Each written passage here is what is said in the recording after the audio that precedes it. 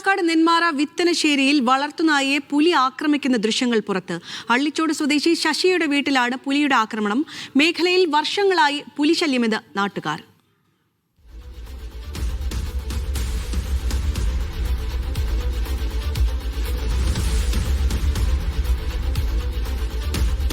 സാജിദ് അജ്മലുണ്ട് വാർത്തയുടെ വിശദാംശങ്ങളുമായി. സാജിദ്, ഈ വീട്ടുവളപ്പിൽ ഒരു പുലി കയറിയ വളർത്തുനായെ ആക്രമിക്കുക എന്നൊക്കെ പറഞ്ഞാൽ വളരെയധികം ആശങ്കപ്പെടുത്തുന്ന ഒരു സംഭവമാണിത്. എപ്പോഴായിരുന്നു ഈ സംഭവം ഉണ്ടായത്? പുലിയെ പിടിക്കാൻ എന്തെങ്കിലും നടപടികൾ തുടങ്ങിയിട്ടുണ്ടോ? തീർച്ചയായും ആശങ്ക ഉളവാക്കുന്ന ദൃശ്യങ്ങൾ തന്നെയാണ് ഇത്.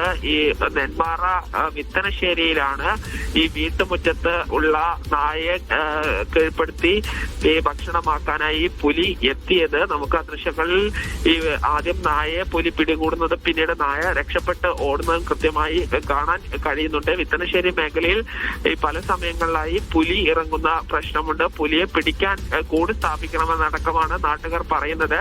ഈ വിത്തനശ്ശേരി സ്വദേശിയായ ശശി എന്ന വ്യക്തിയുടെ വീട്ടുമുറ്റത്തെ നായയാണ് ഈ പുലി ആക്രമിച്ചത്. വനംവകുപ്പ് ഉദ്യോഗസ്ഥർ വന്ന് ഈ വിവരങ്ങളും മറ്റും ശേഖരിച്ചിട്ടുണ്ട്. ശരി, സാജിദ് അജ്മലാണ് വാർത്തയുടെ വിശദാംശങ്ങൾ നൽകിയത്.